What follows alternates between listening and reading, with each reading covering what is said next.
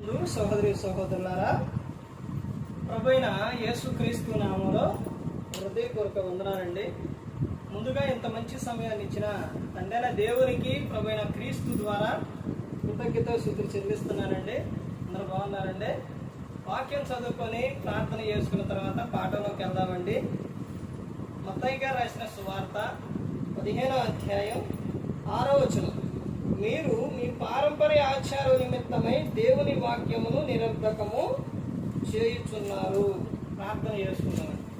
పరలోకమందున్న మా తండ్రి, పరిశుద్ధ ప్రేమ గల తండ్రి, గొప్ప తండ్రి, అయ్యా, మీ ప్రియ కుమారుడు యేసుక్రీస్తు ప్రభువారి ద్వారా కృతజ్ఞతాస్తుతులు చెల్లిస్తున్నాం నాయన. కూడికంతట్లో మీరే నడిపించండి ఆయన. అయ్యా, మా అందరితో మాట్లాడమని మా ప్రభువైన యేసుక్రీస్తు నామమున వేడుకుంటున్నాం తండ్రి, ఆమేన్. ప్రభువైన యేసుక్రీస్తు నామములో హృదయపూర్వక వందనాలండి. దేవుని కుమారుడు యేసుక్రీస్తు ప్రభువారి లోకానికి వచ్చిన తర్వాత పరలోక రాజ్యం సమీపిస్తుంది కనుక మారు మనసు పొందమని ప్రకటింప మొదలుపెట్టారు. అంశం పాఠం పేరు రాసుకోండి. మానవత్వం లేని మనుషులు.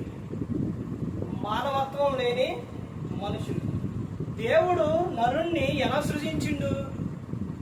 సృజించిండంటే యథార్థవంతుడిగా సృజించిండు దేవుడు. అసలు మనిషి ఎలా ఉండాలని దేవుడు కోరుకుందాం.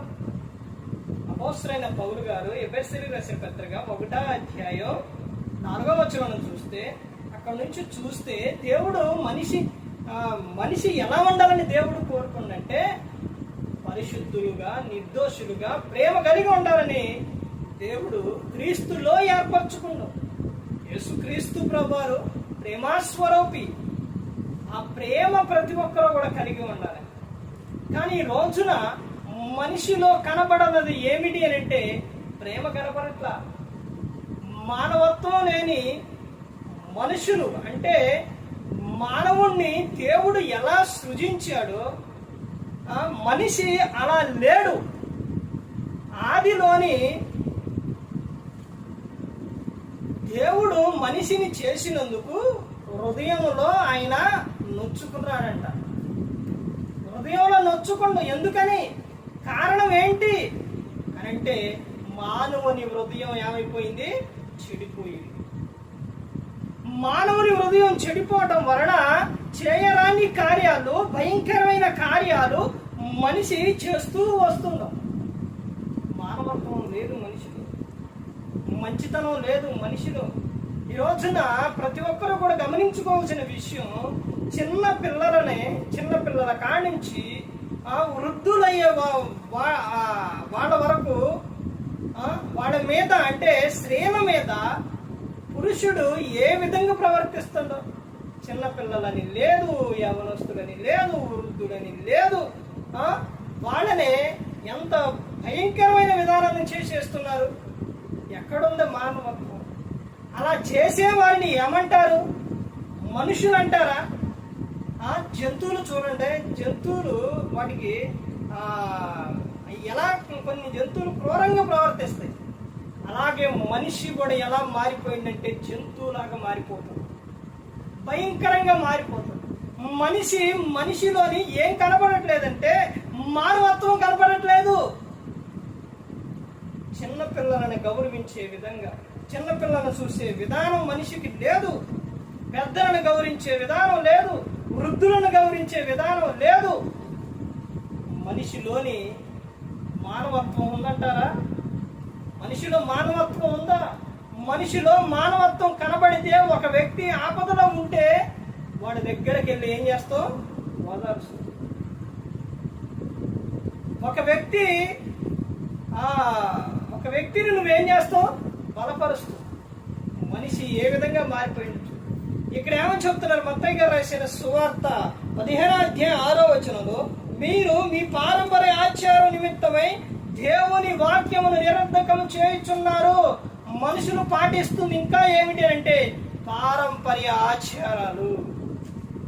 ఈ పారంపర్య ఆచారాలు మనిషి ఏం చేస్తుండో పాటిస్తూ ఉన్నారు. వీళ్ళని ఏమని పిలిచారంటే చూడండి, 7వ వచనం 7, 9 కలిసి ఉంటే, వేషధారులారా. ఏమని పిలిచిండు? వేషధారులారా. ఈ ప్రజలు తమ పెదవులతో నన్ను గణపరచుదురు గాని వారి హృదయం నాకు దూరముగా ఉన్నది. దేవునికి నీ హృదయంలో చోటిస్తే, దేవుడు ప్రేమాస్వరూపి కాబట్టి నువ్వు ప్రేమ కలిగి ఉంటావు. ఒక సేవకుడు ఇంకొక సేవకునికి ఈ గౌరవం ఇచ్చే విధానం లేదు. ఒక విశ్వాసి ఇంకొక విశ్వాసిని గౌరవించే విధానం లేదు. ఎక్కడుందో మానవత్వం? మనుషుల మధ్య మానవత్వం ఉందా? క్రూరత్వమే కనబడుతుంది. ఒకరిని ఒకరు తిట్టుకోవటం, ఒకరిని ఒకరు కొట్టుకోవటం భయంకరమైన విధానం. ఇక్కడ ఏమని చెప్తున్నారు? దేవునికి నరుని హృదయం ఎలా ఉందంట? ఎలా ఉంది? దూరముగా ఉంది. దేవుడు లేడు. దేవునికి నీ హృదయంలో చోటివ్వట్లా. దేవునికి నీ హృదయంలో చోటిస్తే నీ క్రియలు మారిపోతాయి, నీ ఆలోచనలు మారిపోతాయి. తర్వాత ఇంకా ఏమని చెప్తున్నారు చూడండి. మనుషులు కల్పించిన పద్ధతులు దైవోపదేశములని బోధించుచు వారు నన్ను వ్యర్థముగా ఆరాధించుచున్నారు. మనుషులు కల్పించిన పద్ధతులు దైవోపదేశములని ఏం చేస్తారంట? వాటినే బోధిస్తారంట. ఎందుకు అలా బోధిస్తున్నారంటే మనుషులను సంతోషపెట్టే బోధ. మనుషులని అలా చెప్పకపోతే రారండి. ఎవరికి లాస్ అండి? ఒకసారి ఆలోచించండి. చేతికి కాలుకి గాయం అయింది, డాక్టర్ దగ్గరికి వెళ్ళావు. దాన్ని నీకు నొప్పి వచ్చింది కదని పైనే దాని మీద కొంచెం పౌడర్ వేసి పైన దూదితో తుడిస్తే నీకు ఎలా ఉంటుంది? సమ్మగా హాయిగా ఉంటుంది. ఆ తర్వాత అలా తుడిచేసి నొప్పి తగలకుండా కట్టుకట్టి పంపిస్తే తర్వాత ఆ గాయం ఏమైద్ది? క్రమక్రమంగా లోపల కుళ్ళిపోతూ వస్తూ ఉంది. తినుకుంటూ వెళ్ళిపోతుంది. చివరికి నీ కాలు ఏమైపోతుంది? తీసేయాల్సి వస్తుంది. అదే అక్కడ డాక్టరు నీకు నొప్పి వచ్చినా కానీ దానిని దాన్ని శుభ్రంగా కడిగి శుభ్రంగా దూది పెట్టి తుడిచి మొత్తం అదంతా ఒత్తేసి చక్కగా నీకు నొప్పి వచ్చినా కానీ కట్టుకట్టి నిన్ను పంపిస్తే ఆ గాయం ఏమైపోతుంది? మానిపోతుంది. కానీ ఈ రోజున కూడా వాక్యం ఏంటంటే మనిషి బాధపడతారో, మనిషి దూరం అయిపోతారో, మనిషి వెళ్ళిపోతారని పైపైన ఏం చేస్తున్నారు? చెప్పేస్తున్నారు. అలా చెప్పటం వలన వాని క్రియలు మారట్లా, వాడి ఆలోచన మారట్లా, ఏమీ మారట్లా. అలా మారకుండా వాడు జీవిస్తే ఈ లోకం విడిస్తే ఎక్కడికి వెళ్ళిపోతారు?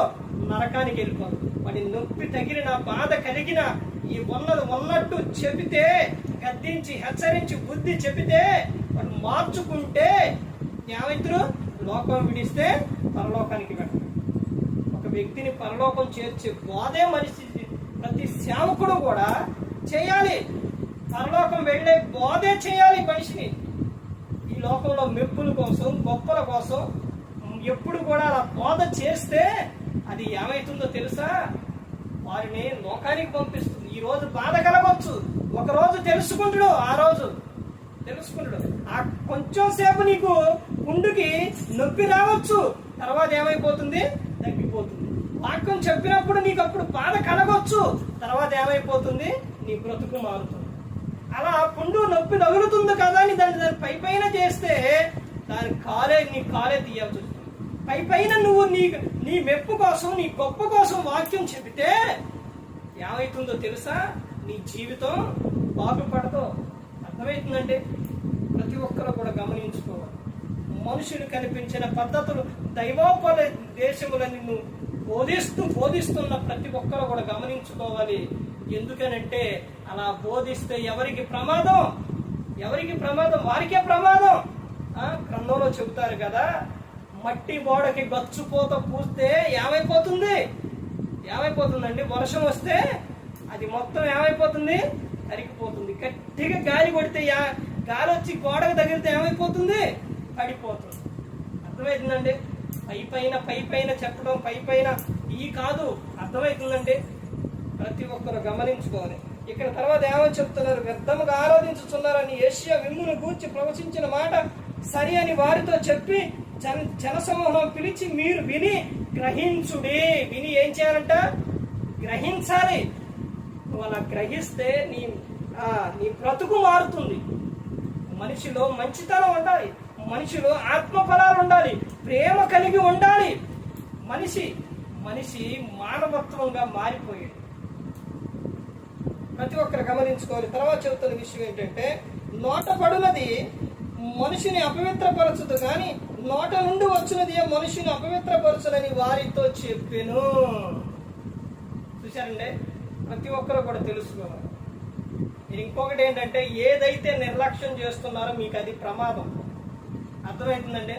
నువ్వు కూడికలో కూర్చున్నా, ఆరాధనకి వెళ్ళినా, నీ ఆలోచన కానీ నీ పని కానీ వాటి వైపునే ఉండాలి.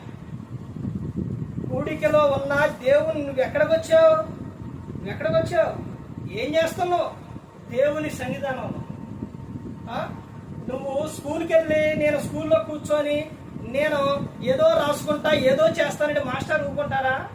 పనికి వెళ్ళి నేను ఏదో చేస్తాను, పని చేయకుండా నేను ఏదో చేస్తానంటే ఊరుకుంటారా? ఊరుకోరు. మీకు ఎంతవరకు ఎంత చెప్పినా కానీ మీరు విని గ్రహించుకోకపోతే, ఇది దేవుని వాక్యం. దేవుడు మీతో మాట్లాడతారు, పరిశుద్ధాత్ముడు మీతో మాట్లాడతారు. చాలా మంది అనుకుంటారు అక్కడ నిలబడి చెప్పినప్పుడు అది ఆయన సొంతంగా చెబుతాడో, లేకపోతే ఆయన స్వబుద్ధి ఆధారం చేసుకుని మాట్లాడుతాడో అనుకుంటారు. కానీ పరిశుద్ధాత్ముడు ఏం చేస్తారంటే, నీలో ఉన్న లోపం ఏదైతే ఉందో అది ఏం చేస్తారో సరి చేస్తారు. ఎందుకని? నిన్ను పరిశుద్ధపరిచి క్రీస్తు ఎదుట నిలబెట్టాలి. ఇది ప్రతి ఒక్కరు గమనించుకోవాలి. ఈ రోజు కాకపోయినా ఏదో ఒక రోజు నువ్వు తెలుసుకుంటావు, ఆ రోజున అయ్యో నేను అలా చేశానే, అందుకే నాకు ఇలా జరిగింది, ఆ రోజున నేను ఇలా మాట్లాడానే, అందుకే నాకు ఇలా జరిగింది అని ఆ రోజున నువ్వు బాధపడక ముందే నువ్వు ఇప్పుడే నీ ప్రవర్తన మార్చు. ప్రసంగి 5:1 ఏమని చెప్తారు? నువ్వు దేవుని మందిరానికి పోయినప్పుడు నీ ప్రవర్తన జాగ్రత్తగా చూసుకోవాలి. ఎందుకనేనంటే ఆయన ఆకాశం ముందు ఉన్నాడు, మనం భూమి మీద ఉన్నాం. ఆయన ప్రతి ఒక్కడే కూడా చూస్తున్నారు. కీర్తన 139 కీర్తనలు ఏమని చెప్తారు? నువ్వు నడుచుట, పడుకొనుట, వెళ్ళుట ప్రతి ఒక్కడే కూడా ఎక్కడికి వెళ్ళినా నాకు తెలుసు అని చెప్తున్నారు. ఆయన కన్నులకు కనబడనే మరుగైనది ఏది కూడా లేదు. ప్రతి ఒక్కటి స్పష్టంగా ఆయన కనబడుతుంది.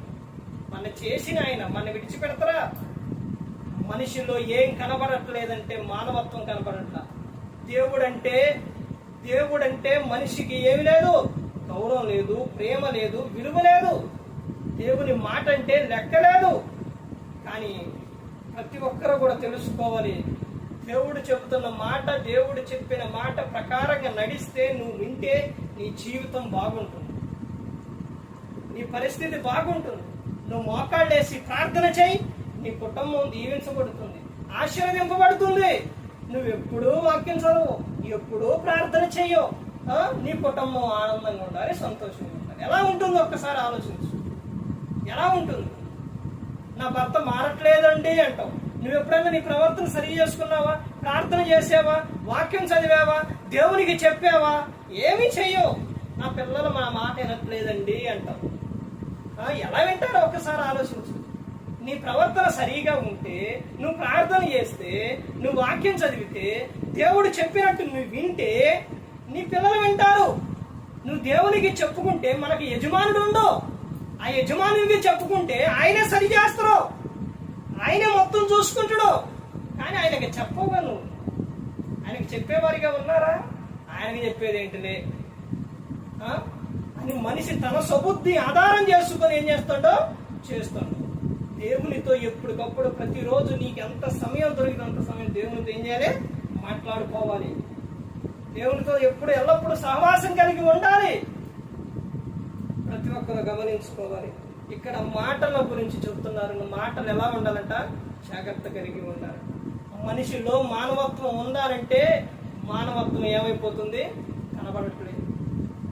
మనిషిలో మానవత్వం కనబడట్లేదు, మంచితనం లేదు, ప్రేమ లేదు, జాలి, దయ ఇవన్నీ కావాలని దేవుడు కోరుకుంటుంటే, దేవుడు అవన్నీ నీలో నేను చూడాలయ్యా అని అనుకుంటుంటే, మనిషి మాత్రం ఎలా మారిపోయింది? క్రూరంగా